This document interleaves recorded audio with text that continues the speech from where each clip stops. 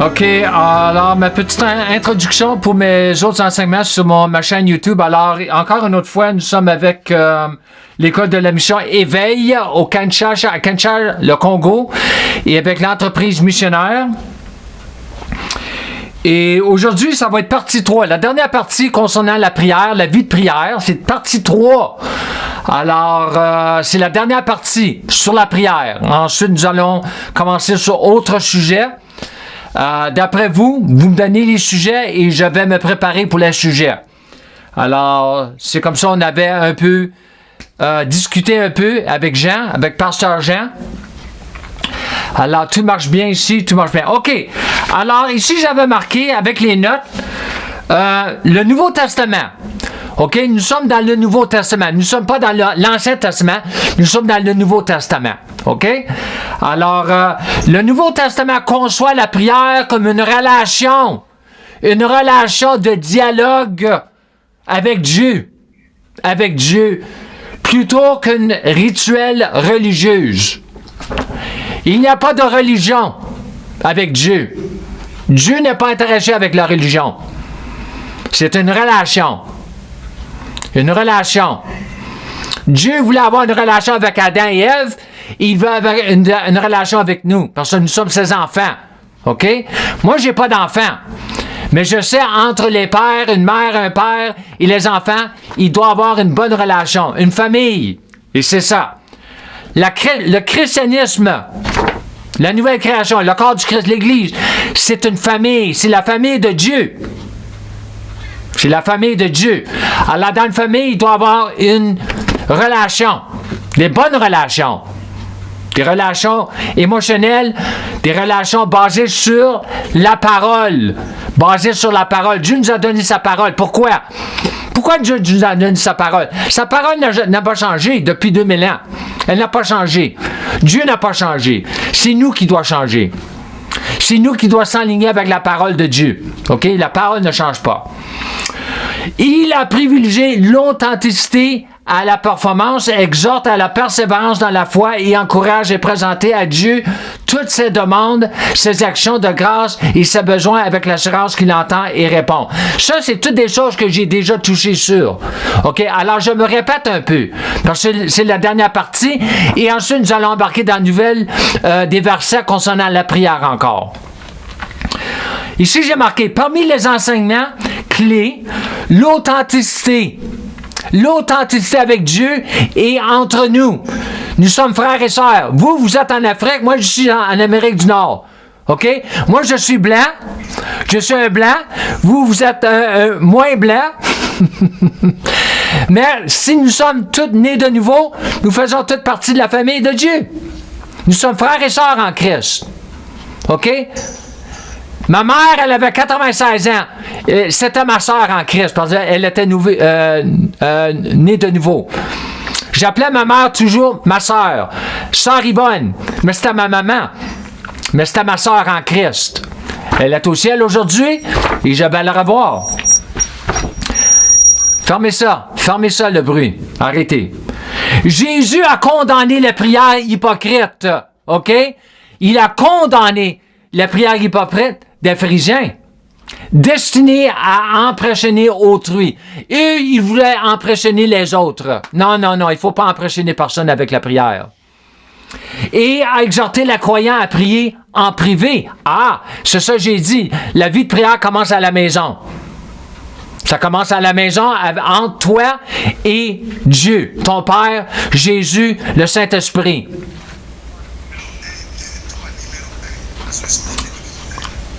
Il a également donné le Notre Père comme modèle.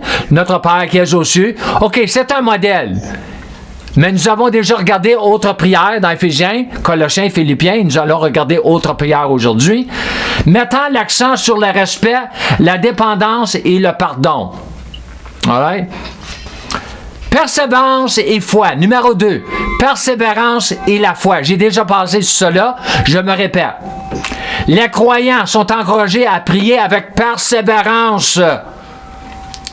Persévérance, confiant que Dieu est un Père aimant qui désire donner de bonnes choses. De bonnes choses. Pas de méchantes choses. de bonnes choses. Les prières doivent être offertes avec foi et un esprit de pardon. Si nous avons un manque de pardon dans notre cœur, ça ne marche pas avec Dieu. Il faut pardonner. Il faut pardonner les autres, comme Dieu nous a pardonné. Ah! Nous voulons recevoir le pardon de Dieu et nous ne pouvons pas pardonner quelqu'un d'autre. Ça ne marche pas avec Dieu. Numéro 3, action de grâce. Action de grâce. Remercier le Seigneur chaque jour pour la nouvelle... Remercier. Moi, je le remercie chaque jour pour le linge, la maison que j'ai, tout cela, je le remercie chaque jour. OK? Action de grâce et paix. L'apôtre Paul exhorte les croyants à remplacer l'anxiété par la prière et l'action de grâce, promettant que la paix de Dieu gardera leur cœur. La paix de Dieu, c'est très important. La paix de Dieu, c'est très important, avoir la paix de Dieu dans notre cœur. Surtout quand tout va mal, avoir sa paix dans notre cœur. Très important. Numéro 4, relation constante. Le Nouveau Testament encourage les croyants à prier sans cesse, en maintenant une attitude de communication et de gratitude constante. OK? C'est comme ça que nous apprenons à marcher avec le surnaturel. Parce que Dieu est invisible. Dieu est invisible. Je ne vois pas Dieu comme je vous vois. Hein? L'Esprit Saint est invisible. Jésus est invisible. Les anges sont invisibles. Mais par la foi, nous voyons Dieu. OK? Numéro 5, communauté et intercession. Ah, les croyants sont invités à prier les uns pour les autres, pour leurs dirigeants et pour tous les hommes. C'est là que vous vous rencontrez ensemble. OK? Priant en groupe. Mais ça commence à la maison, comme j'ai déjà touché sur cela. Ça commence à la maison. Numéro 6, et ensuite nous allons rentrer dans des autres versets concernant la prière. Pas des prières, mais qu'est-ce que la parole nous enseigne des prières? Le Nouveau Testament explique également comment le Saint-Esprit intercède pour les croyants lorsqu'ils ne savent pas quoi prier. Ça, c'est tromé dans Romains 8. OK? L'Esprit Saint intercède pour nous. L'Esprit Saint intercède pour nous. Surtout quand nous prions en langue. OK? Fermez le bruit. Je ne veux pas entendre de bruit. Il y a du monde dehors, je ne veux pas entendre de bruit. OK? OK. Alors, regardons les versets. Regardons des versets spécifiques concernant la prière. Matthieu 5, 44. Jésus dit, aimez vos ennemis et priez pour ceux qui vous persécutent. OK? Nous avons tous des ennemis. OK? Il y a tout le temps quelqu'un qui ne t'aimera pas. Surtout le diable. Mais il y a tout le temps quelqu'un qui ne t'aimera pas. Et ceux qui ne t'aiment pas, il faut prier pour eux. Pas s'endurcir le cœur vers eux, mais prier pour eux. OK? Matthieu 6, 5 à 8. Et quand vous priez, ne faites pas comme les hypocrites, comme les pharisiens. Ils aiment à prier debout dans les synagogues et au coin des rues pour être vus des hommes. Je vous l'ai dit en vérité, ils ont déjà reçu la récompense. Oh, c'est pas bon. Mais quand tu pries, entre dans ta chambre. C'est ce que j'ai dit. La prière commence en privé. Privé, dans votre maison. Même aller prendre des marches de prière. Fermez la porte et prie ton Père qui est là dans le secret. Et ton Père qui voit dans le secret te le rendra. Il te le rendra. C'est marqué. C'est dans la parole. Quand tu pries, ne rabâche pas comme les païens, car ils s'imaginent qu'à force de paroles, ils seront exaucés. Ne leur rassemblez pas, car votre Père sait dont vous avez besoin avant même que vous lui demandez. Dieu sait tous nos besoins. Tous nos besoins. Alors, il faut savoir ce que la parole nous enseigne concernant ces choses-là. C'est pour ça que j'ai fait des enseignements sur la prière. Il faut bien prier, comme j'ai dit dans un enseignement passé. C'est pas assez de prier, il faut bien prier. Parce que moi, je veux voir des fruits à ma vie de prière. Je veux voir des résultats. des résultats. Matthieu 26, 41. Veillez et priez. Veillez et priez, afin de ne pas entrer en tentation. L'esprit est bien disposé, mais la chair est faible. La prière. Une personne qui a une vie de prière ne tombera pas dans le péché. Il ne tombera pas dans le péché. Une personne qui est dans la parole et qui est dans la prière ne tombera pas dans le péché. Tu ne peux pas pécher et prier. Tu ne peux pas pécher et être dans la parole. C'est impossible. OK? Le moment que vous arrêtez de prier, le moment que vous arrêtez de rentrer dans la parole, c'est là que les tentations vont arriver. Il faut faire attention. Il faut prendre garde. OK? Marc 1,35, très tôt le matin, alors qu'il faisait encore nuit, Jésus se leva, quitta la maison et se rendit dans un lieu désert où il pria. Tu vois? Dieu, même Jésus lui-même, se renfermait avec son Père. Encore plus pour nous. OK? C'est ça que j'ai dit. Moi, ça tombe tout le temps, cette petite affaire-là. Jean 14, 13 à 14. Jean a tous les notes. Je lui ai envoyé les notes. Et tout ce que vous demanderez en mon nom. Qu'est-ce que ça veut dire en mon nom? Ça veut-tu seulement dire au nom de Jésus? Non, à ma place. Quand nous prions, moi je veux que c'est comme Jésus prie à travers de moi par son esprit. Parce que toutes les prières que Jésus va prier à travers de moi, Dieu va les entendre, il va les exaucer. Alors quand c'est marqué prier en mon nom dans sa parole, ça veut dire prier à sa place, comme si on priait à sa place, comme Jésus priait à notre place. Je le ferai, afin que le Père soit glorifié dans le Fils. Si vous demandez quelque chose en mon nom, je le ferai. Quelle promesse! Quelle promesse! OK? Mais c'est basé sur la condition. La condition, c'est conditionnel. Toutes promesses sont conditionnelles. Il y a toujours une condition. Si tu fais ci, je vais faire cela. Si tu fais ci, je vais faire cela. Jean 15, 7. Si vous demeurez, encore une condition, si vous demeurez en moi, et que ma parole demeure en vous, demandez ce que vous voudrez, et cela vous sera accordé. Quelle promesse! Quelle promesse! C'est des belles promesses que Dieu nous a données. Nous sommes ses enfants. C'est comme les parents, ils donnent des promesses à ses enfants.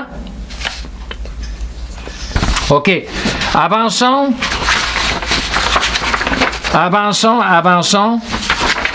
La dernière page. Éphésiens. Allons à Éphésiens 6, 18. OK, nous avons déjà lu des prières dans Éphésiens. Éphésiens 1, Éphésiens 3, Colossiens 1, Philippiens 1. Et là, c'est très intéressant ici. Éphésiens 6, ça a à faire avec l'armure de Dieu, la pleine armure de Dieu. 10 à 18. OK, nous n'allons pas lire tout cela. Mais verset 18, qui fait partie de l'armure de Dieu, Paul a écrit par l'Esprit Saint, faites en tout temps par l'Esprit, toutes sortes de prières et de supplications. Toutes sortes de prières et de supplications par l'Esprit Saint. Veillez à cela avec une entière persévérance et priez pour tous les saints. Alors même ce petit verset ici, on pourrait vraiment changer tout ce que nous avons dans notre vie. Changer tout. Parce que Dieu veut exaucer ces sortes de prières qui sont priées par l'Esprit. La prière et la supplication. OK? Alors, c'est l'Esprit Saint, par l'Esprit, qui veut supplier et qui veut prier à travers de nous. OK? Alors, le plus que nous connaissons ce que la parole nous enseigne sur la prière, méditons sur cela, renouveler l'intelligence, le plus que l'Esprit Saint va être libre à agir à travers de nos prières. OK? Romains 12, 12. Réjouissez-vous en espérance, soyez patients dans l'affliction, pas la maladie. Il n'y a pas de maladie. L'affliction, c'est pas la maladie, OK? Jésus a porté nos maladies. OK? Alors, il faut savoir la différence. OK? Persévérer dans la prière. Persévérer dans la prière. Et souvent, dans le grec, le Nouveau Testament a été écrit dans le grec, c'est des impératifs. Est-ce que vous savez c'est quoi un impératif? C'est un commandement. Un impératif. Alors, quand même c'est marqué ici, persévérer dans la prière, c'est un impératif. Ce n'est pas une suggestion. Non, non, non. C'est un impératif. C'est un commandement. C'est un commandement. OK. Allons à Jacques. Jacques 5, 13 à 18. Quelqu'un parmi vous est-il dans la souffrance? Qu'il prie? Quelqu'un est-il dans la joie? Qu'il chante des cantiques? 14. Quelques-uns parmi vous est-il malade? Là, il parle un peu de la maladie. Qu'il appelle les anciens de l'Église et que les anciens prient pour lui en loignant d'huile au nom du Seigneur. 15. La prière de la foi. La prière. C'est pas marqué juste la prière, c'est marqué la prière de la foi. Sauvera le malade. Guérira le malade. Mais c'est la prière par la foi. Et le Seigneur la relèvera et s'il a commis des péchés, il lui sera pardonné. 16, verset 16. Confessez donc vos péchés les uns aux autres. Ça, c'est très important pour avoir une vie de prière qui va être efficace. Et priant les uns pour les autres afin que vous soyez guéris. La prière agissant du juste a une grande efficacité. 17. Élie, dans l'Ancien Testament, il est un homme de la même nature que nous. Il pria avec instance pour qu'il ne pleuve point et qu'il ne tombe point de pluie sur la terre pendant 3 ans et 6 mois. Wow! La prière qui cause des choses surnaturelles. OK? Quand nous sommes en contact avec Dieu, dans la prière et par la foi, les choses surnaturelles commencent à agiter dans notre vie. Parce que Dieu est un Dieu de surnaturel. Tout ce que Dieu veut faire, c'est surnaturel. OK? Ça, c'est le mot surnaturel, ça veut dire au dehors du naturel. Parce que nous avons l'Esprit Saint, il est invisible, et nous avons les anges de Dieu. Ils sont invisibles, mais ils agissent surnaturellement dans notre vie. C'est là que nous avons des miracles, des signes, des prodiges. OK? Le surnaturel. Peut-être que je devrais faire un petit enseignement sur cela prochainement. 18, dernier verset. Puis il pria de nouveau, et le ciel donna la pluie, et la terre produisit son fruit. Alors, la prière, la foi, la persévérance, toutes ces choses-là que nous avons regardées, ça fait 3 semaines, ça a à faire avec le surnaturel. Dieu répond à nos prières si nous sommes dans la foi, si nous prions selon sa volonté, ça va agir, Dieu pour agir dans notre vie surnaturellement. OK? C'est très important. Parce qu'il y a beaucoup de choses que Dieu il doit faire dans l'invisible, dans les choses que nous ne voyons pas avec les yeux. Mais éventuellement, ça va apparaître dans notre vie. Et là, nous allons le voir, nous allons le toucher. OK? Ça, c'est très important. Et ça l'ajoute à notre vie de prière. Ça l'ajoute. Ça l'ajoute à notre vie de prière. Moi, ça fait des années que je prie beaucoup. Et moi, j'ai toujours hâte de prier. J'ai toujours hâte. Même des fois, ça va pas bien, j'ai hâte de prier. J'ai hâte de prier. J'ai hâte de rentrer dans la parole. J'ai très hâte de rentrer dans la parole. Toujours. Toujours. Chaque jour. 7 jours par semaine. Ma vie, c'est une vie de prière. Ma vie, c'est la vie de la parole. OK? Comme croyant, missionnaire, apôtre, que ce soit, réformateur, que ce soit, la vie de prière, ça nous appartient. OK? Parce qu'une relation avec Dieu nous appartient. Et nous devons bâtir cette relation. Nous devons bâtir la relation avec Dieu, avec le Père, avec Jésus par l'Esprit Saint, avec sa parole, mais entre nous, comme croyants, frères et sœurs en Christ. Que ce soit à l'école de la Mission Éveil, Mission Silo, l'église de Mission Silo, autres croyants, ça dépend. Ça dépend. Votre milieu, votre entourage, ça dépend. OK? Alors, je finis avec cela. Mon enseignement a duré 20 minutes. Alors, j'aime ça garder un peu court, mais je vous ai donné beaucoup à digérer. J'ai envoyé toutes les notes à Jean, à Pasteur Jean. Alors, qu'est-ce qu'il fasse avec les notes, je ne sais pas. Mais en tout cas, il y a beaucoup là à méditer, à renouveler l'intelligence concernant la prière, pour que nous puissions prier avec efficacité, surtout dans les temps que nous vivons. Surtout dans les temps que nous vivons, dans les derniers temps. Les derniers jours, nous arrivons. Moi, je crois que nous arrivons dans les derniers jours sur la terre. Encore? Alors, c'est vraiment le temps là, de prendre la parole au sérieux, concernant la parole, concernant la prière et beaucoup d'autres choses, certainement. Mais la prière, c'est impératif. C'est capital. C'est capital. OK? Alors, je peux vous laisser avec tout cela. Les questions, je pense que peut-être ce serait mieux. J'avais déjà mentionné à Jean, Pasteur Jean, s'il y avait des questions, il peut me les envoyer, mais il m'a rien envoyé. Alors, je ne sais pas s'il n'y a pas de questions, je ne sais pas. Alors, vous êtes en Afrique, moi ici, je suis en Amérique du Nord. Alors, s'il y a des questions, demandez à Pasteur Jean, mais toujours les notes. Les notes, qu'est-ce que la parole nous enseigne sur la prière, c'est très important. C'est pourquoi j'envoie les notes. OK? OK, c'est bon. C'est bon. Très bien. OK. Alors, on finit avec cela pour aujourd'hui. On peut finir? Et comme je finis tous mes enseignements, je vous encourage de marcher dans la plénitude de votre filiation en apprenant à marcher dans la plénitude de la grâce de Dieu et de la foi de Dieu. Shalom et Amen.